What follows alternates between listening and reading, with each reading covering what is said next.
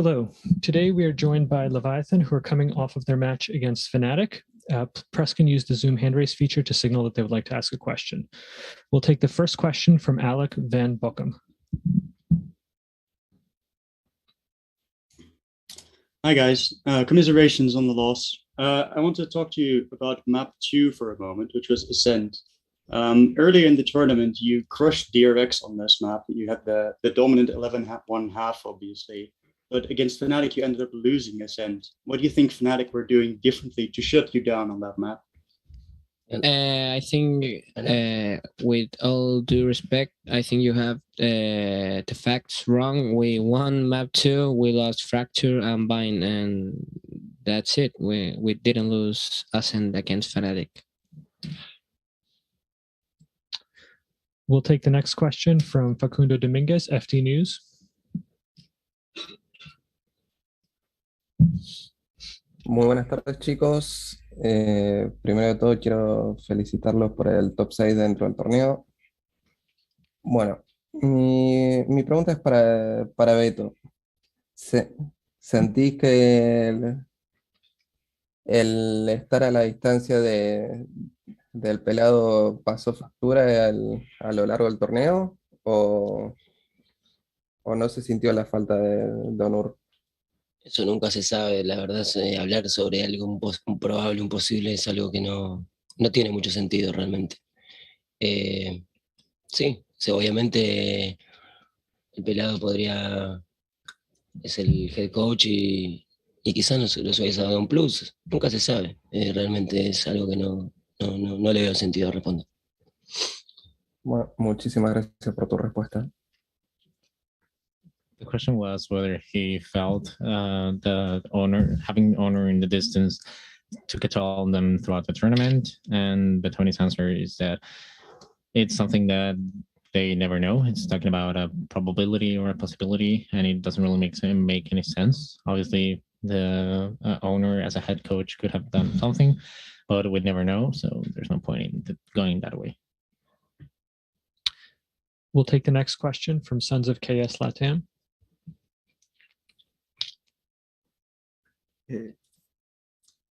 Pues lamentable la derrota y otra vez nos tuvieron como en esa parte del estrés, pero aún así jugaron muy bien. Y pues mi pregunta viene siendo para Melseger, ¿cómo se vive en esa toma de decisión cuando no puedes o no sabes si está desfuseando o no está defuseando?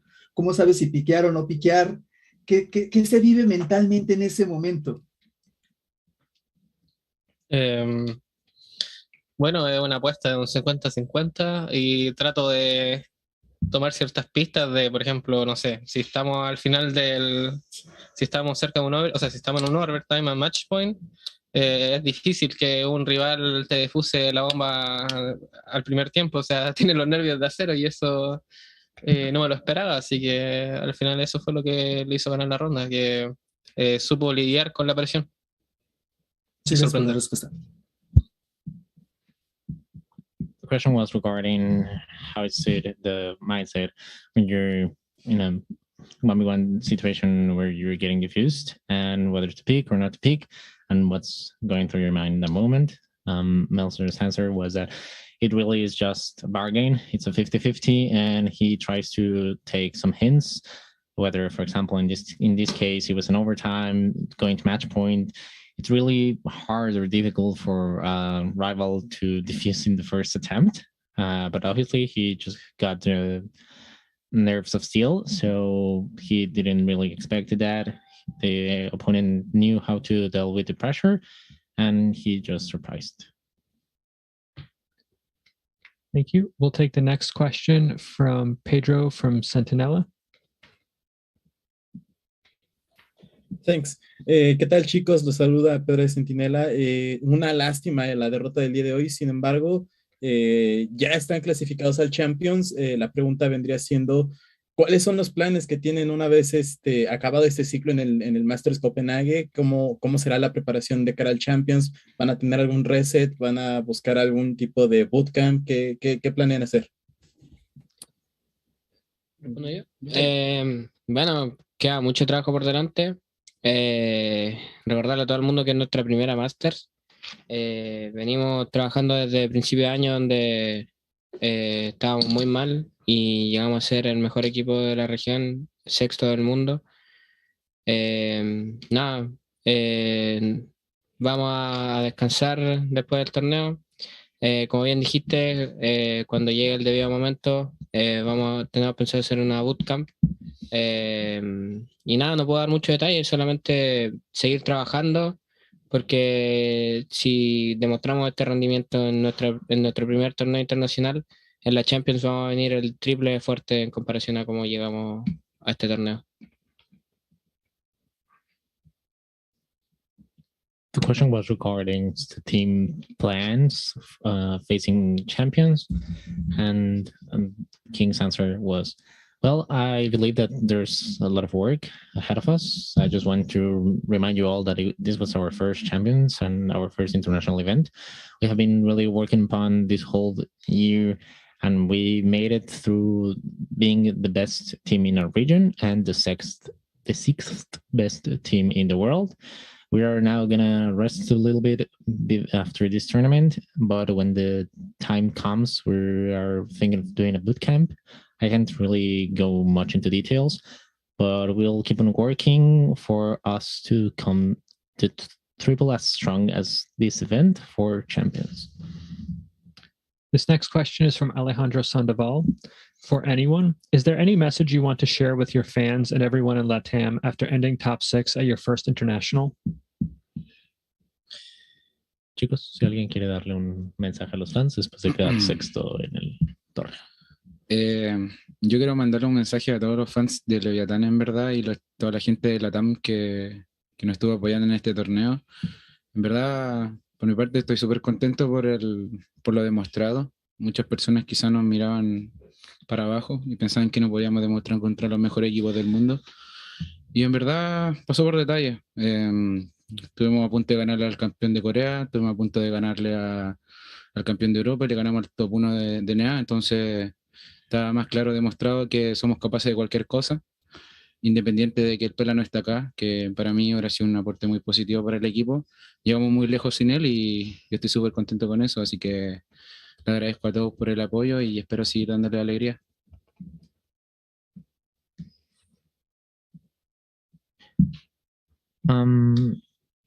I just want to give a message to all Leviatán's fans and all of those in Latin America that really supported us through it all. For my part, I am really happy with what we have showed during these tournaments. Many saw us as the underdogs, and many looked down on us and really thought that we couldn't really face against the best teams in the world. But we were really close to beat DRX, really close to beat the first seed of MEA, and we actually beat the first seed from North America. So we are really capable of showing up and giving everything we can. And regardless of if owner was here or not, that I do believe that he may have had a positive impact in the team. But I really thank you all for your support, and I hope I can bring you some joy still. We'll take the next question from Roldy from Agentes en Línea. ¿Qué tal, chicos? Bien, primero quiero felicitarles a todos por el rendimiento que han tenido. Han callado muchas bocas y han demostrado que pueden competir en contra de cualquier equipo del mundo, ¿no? Mi pregunta es para Tacolilla. En esta Masters han tenido un 66.7% de win rate en las pistols. Y pues, bueno, sin duda alguna, este ha sido un factor bastante importante para ustedes, ¿no? Mi consulta es cómo trabajan las pistols para que siempre sean así de buenas, de prolíferas, si es que alguna vez, bueno, si de repente tienen algún tipo de trabajo especial o alguna táctica por cada mapa, evidentemente teniendo en cuenta que también un factor importante, al menos yo lo considero, es el cazador de cabezas que usas, ¿no? con el chamber. Bueno, principalmente las pistols a veces se usan tácticas especiales, que son rondas pistols, y a veces se puede jugar estándar, no hay algo que te diga qué hacer qué, depende de la situación, lo que se calee, Yo creo que el alto porcentaje de win rate que tuvimos es básicamente porque somos 5 jugadores muy afilados, mira, tenemos muchísimo aim, desenvolvemos la ronda a pegue y es básicamente una mezcla de estrategia y virtud de jugar individualmente. Y claro, yo también tengo esa virtud de poder poner heads con pistol y al mismo tiempo tengo la sheriff del chamber que está rota. Entonces, claramente, si ganamos los choques, ganamos la pistol. The question was regarding their 66.7% of win rate on pistol rounds. How did they work upon their pistols and for them to be this good at them? Takalia's answer was mainly what we do in pistol rounds is basically use some special tactics from map to map. We call them pistol rounds, and sometimes we just go default, and there's nothing like specific that we are supposed to do. It's just what's being called in the right moment. And I would say that the high percentage that we got during this event was mainly because we have a lot of aim. We really work upon our individual level, and that mixed with a bit of strategy gives us this overhand. And I also have obviously the virtue of being really good with headshots on pistol rounds, and having the chamber sheriff that is broken, it just makes it even easier. And we basically, if we win those clashes, like those individual clashes, then we win the pistol round. We'll take the next question from Rabia from Jinx TV. Hello, everyone. Sorry about the loss, but you guys played quite well. I just want to ask, what are your biggest takeaways from the event? Biggest what? Regrets. Did I hear that right? No, takeaways. Lo que se llevan del torneo, lo que más aprendieron, lo que más les gustó del torneo. I mean, as I said earlier, I don't know how to pronounce it. This was our first international event, and everyone thought that we didn't deserve to be here. We demonstrated that we are a tier 1 team. We are from a minor region, and we can fight equally against every team in the world. We played against every seed 1 from one of the strongest regions, and we're happy with that, with how we're playing, and we know that we have a lot of work to do, and with time being right, champions will be even stronger than where we're now. Thank you. Thank you so much. Thank you. We'll go to Arnab from Desk Gamers next. Hi guys, tough luck on the loss. I just wanted to know if I talk about back to Ascent, the 11-7 round, Takelia DC. Can you guys walk us through what happened? Takelia can maybe explain it better. Yeah, actually, I just pick on card, like really aggressive, and get a first blood on mid lane. Then I TP, and then I just repositioning to B. I got all the B angle, and then I don't know what happened, but just my Valorant just closed. It did not notice me like crash error or something like that. It just closed, and I say like, what the fuck? My game just closed, guys. What's going on? And we lose that round. Personally, I just get tilt. I get a lot of stress on that moment because that round was so important, and we have an important advantage. And that's it. Thank you. We'll take the next question from Armando Montes.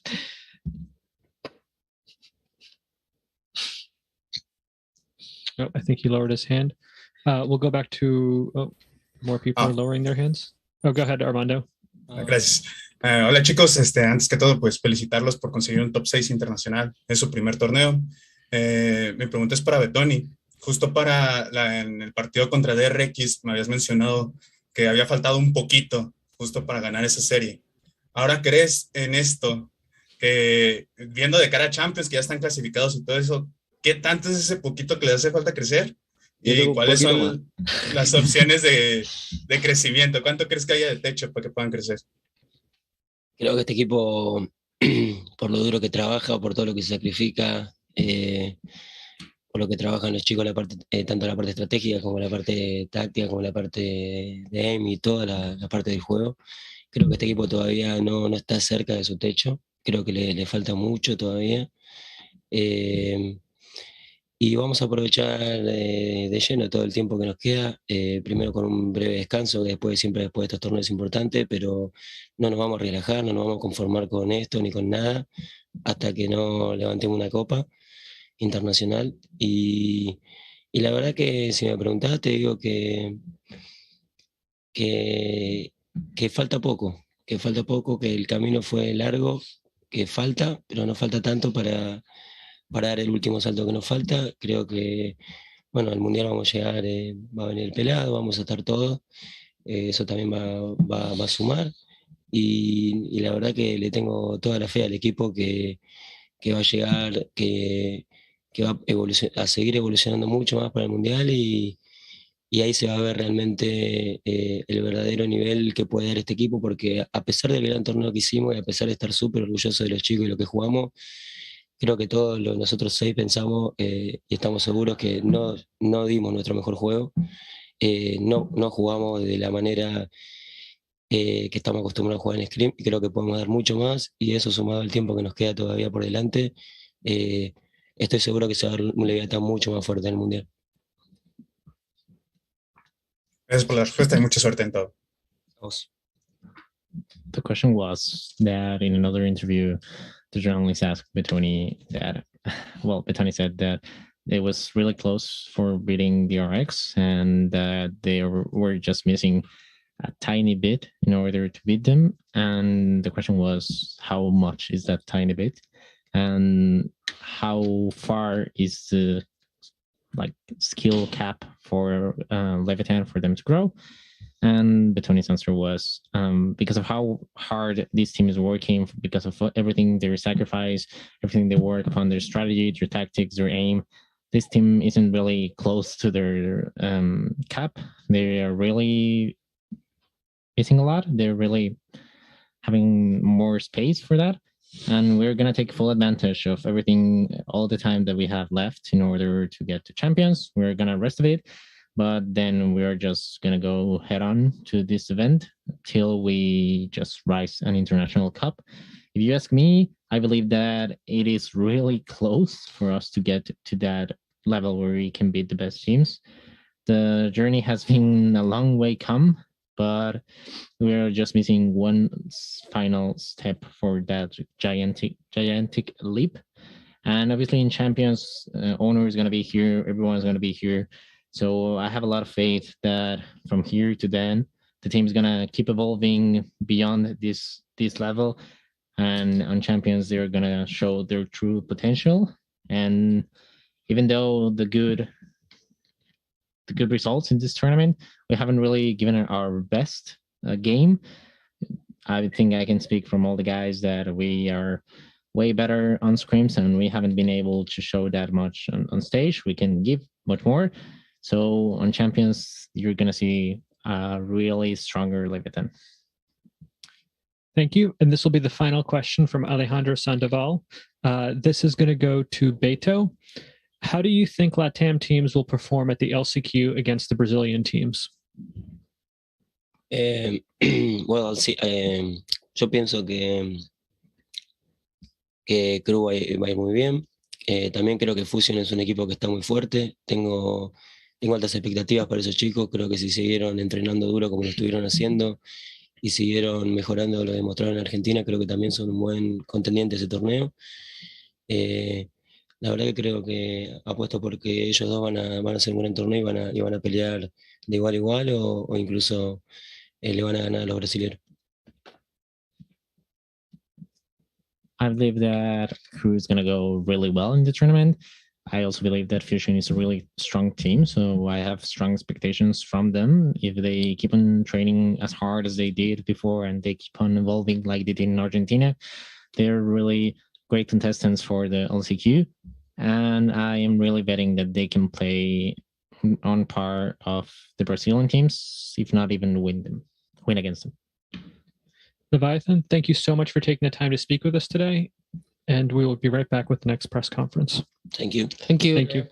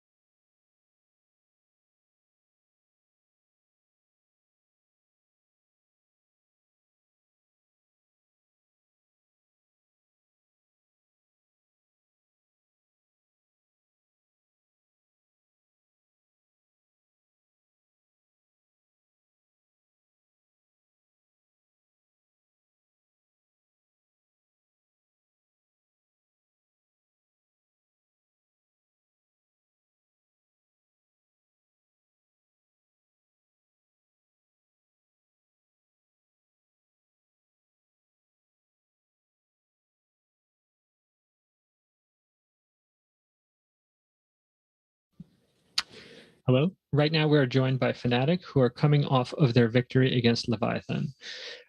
Press will have the option to ask questions using the Zoom hand raise feature. We'll start with Ian St. Lawrence from Valoranting first. Hey guys, congratulations. This is for Minnie. Can you tell us what it was like to watch Enzo make that 1v3 win in clutch and to choose to stick on the Defuse and not peek or do anything else?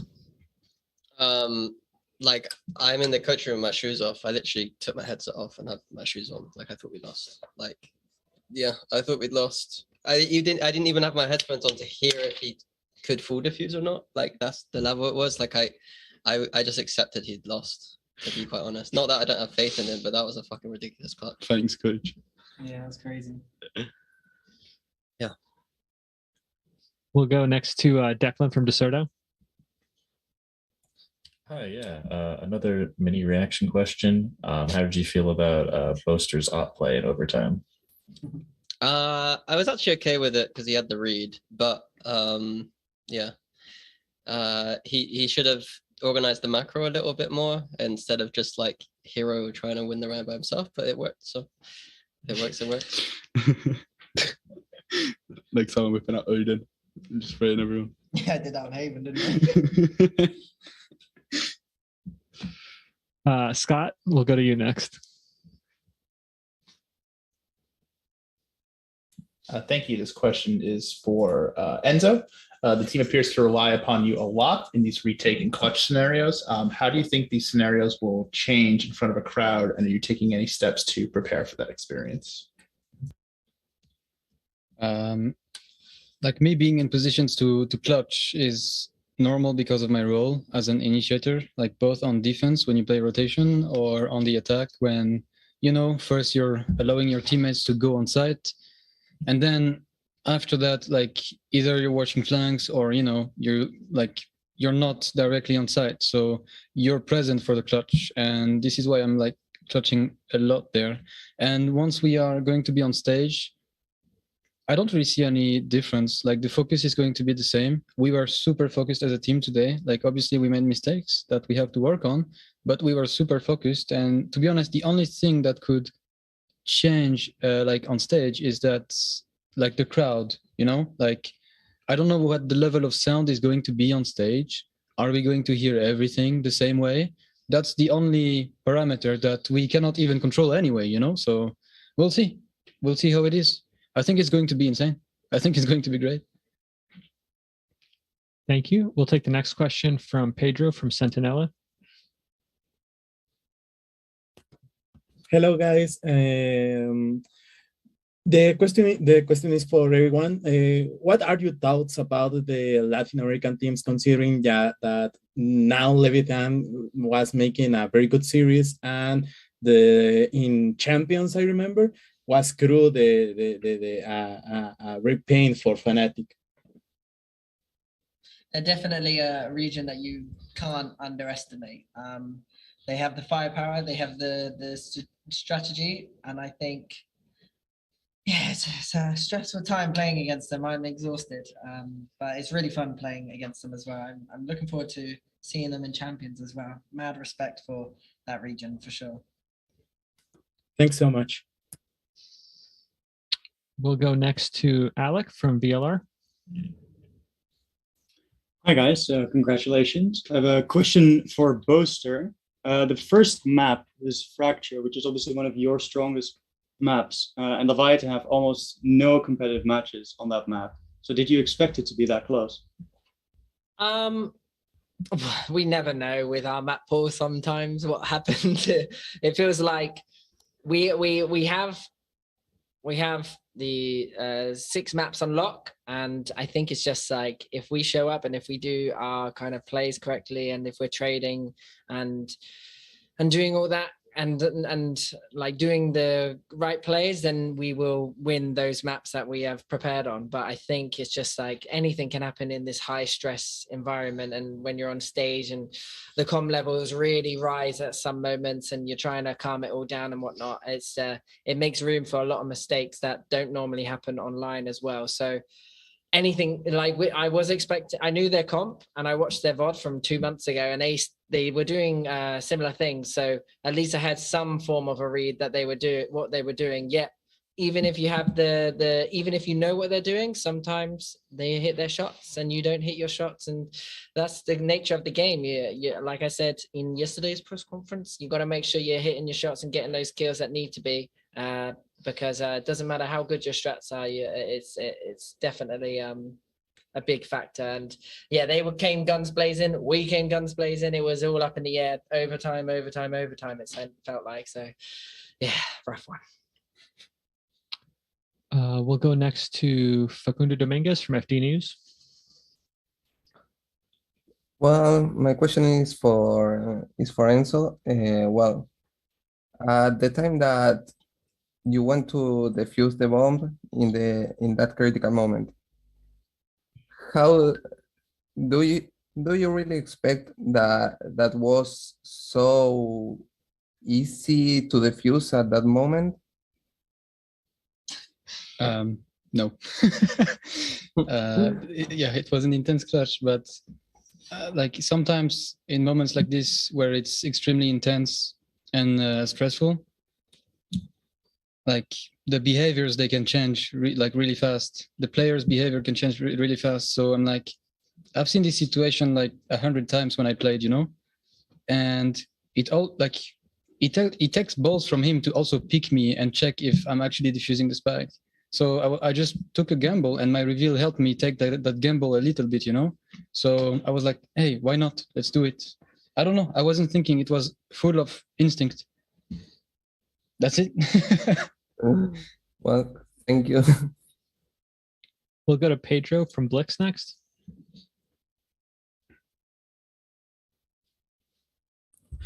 Hey guys, congrats on beating Leviathan in the playoffs. I have a question for Boaster. In the latter stage or in the late stages of the third map, right before overtime, there was a play in which you weren't able to pull off the defuse on the spike, which then paved the way for overtime to go in the way it did.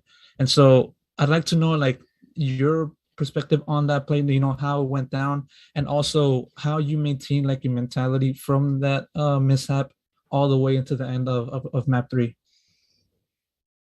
Yeah, I remember someone else asking me about that one as well. So I think, my bad. I think it was a really tough one because it was a 2 versus 3, and it was a 3 versus. There was a situation. I don't remember how many people were alive. All I remember was I said I'm gonna smoke the bomb, and I had 1 spare star, and I remember I was like, let me see how many times, like I might have to re-smoke the bomb. And I was like, how many seconds have I got? 15 seconds or 10 seconds left on my Astra smoke. So I was like, oh, well, there's 3 long. I'm just going to put an Astra star on long and see what it does.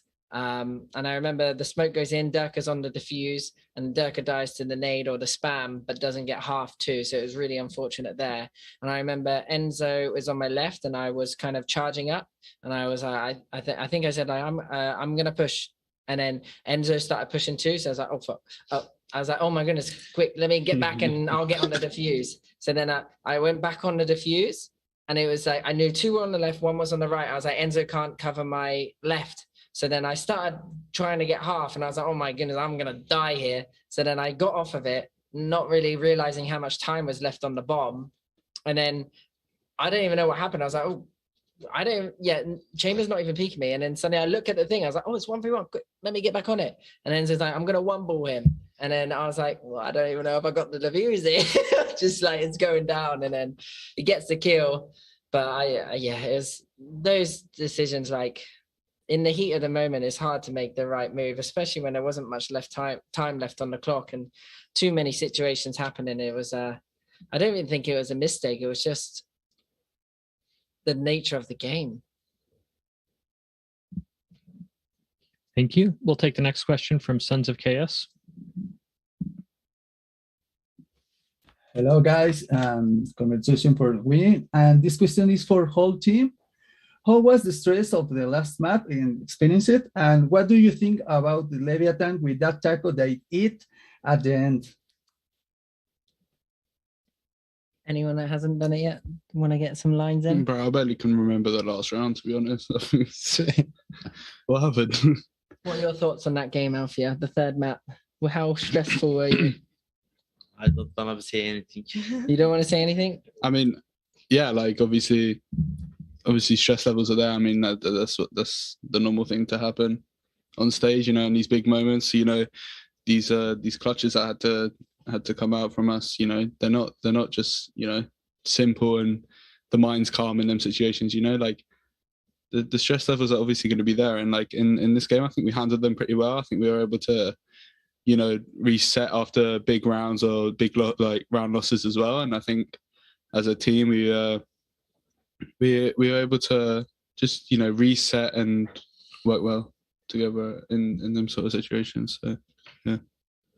And as for the celebration, our manager was like, one of their players, obviously, he's called Taco. Oh, he's got Taco in his name. So then he was like, we should get some tacos if we win. So that's kind of what happened. We didn't really have any ideas for a celebration for today. It was a bit last minute, so we made do with it. We got some tacos. Boys were eating them. I was kissing it because I had meat in it, and I don't eat meat. So I was just like, I wonder what we'll do in front of a crowd. I have no idea. I'm diving, mate. Crowd surfing. Yeah. Naked. Huh? No, I'm joking. Unless. Thank you very much for the answer.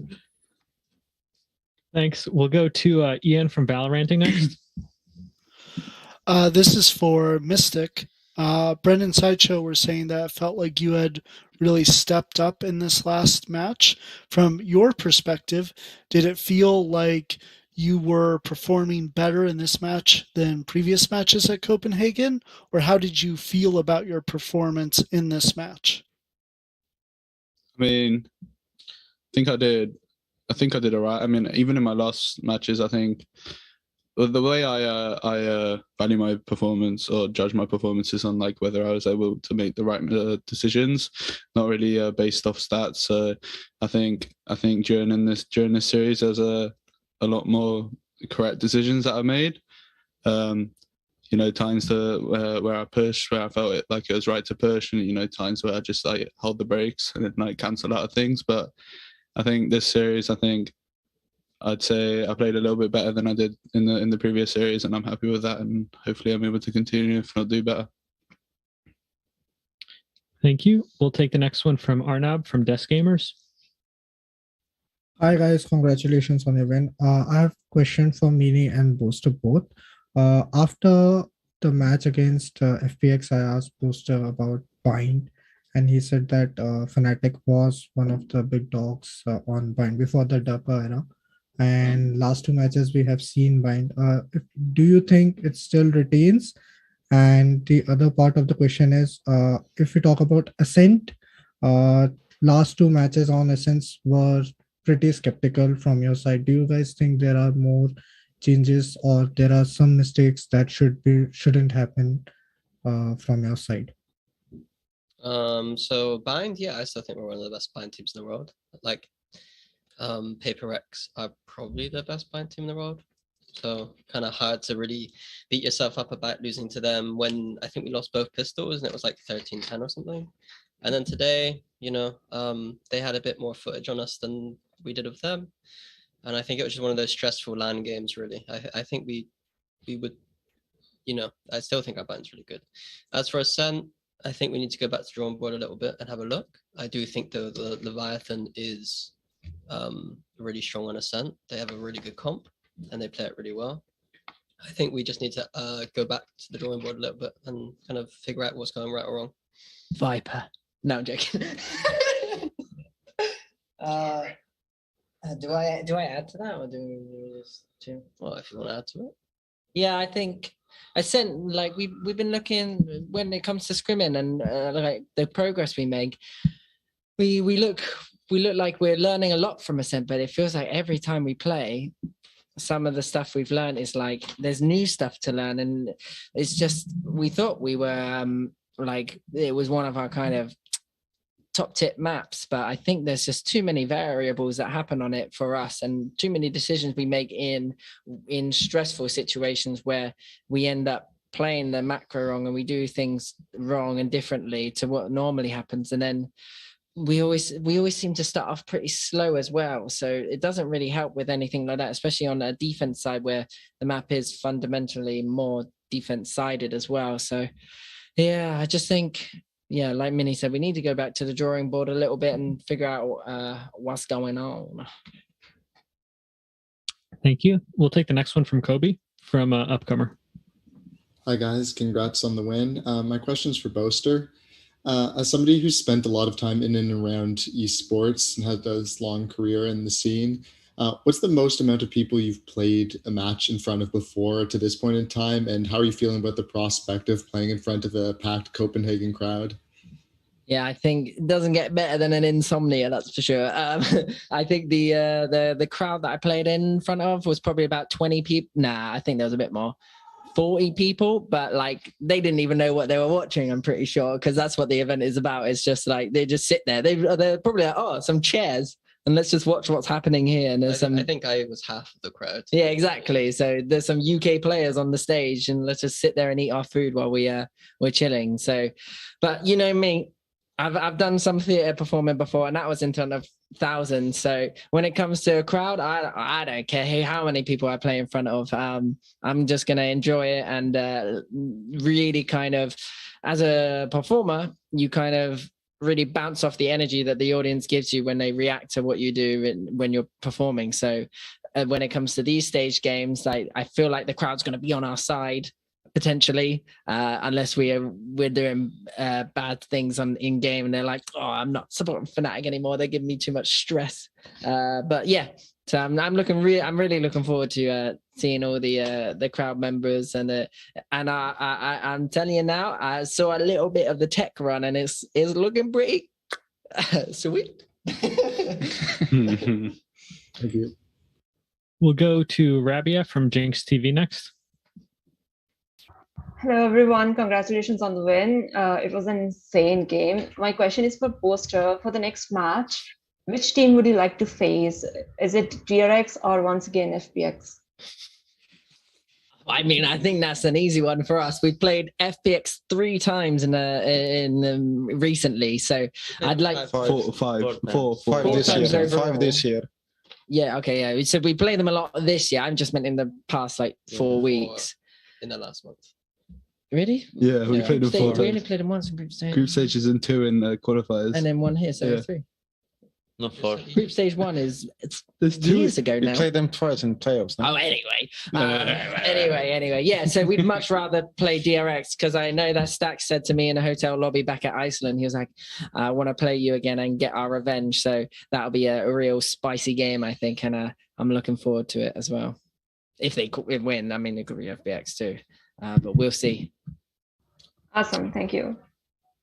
And we'll take the next question, which could be the last question, from Roldy from Agentes and Linnea. Hi guys, congrats for the win.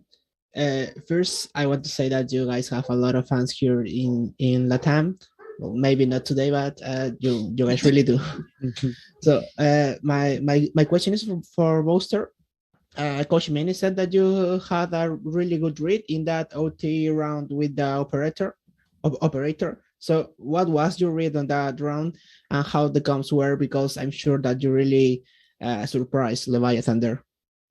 Yeah, we actually just saw Leviatán out back and they're like, bro, why are you buying an AWP in overtime? And I was like, well, I don't know. But essentially what happened was every round they were walling up and he'd boombot.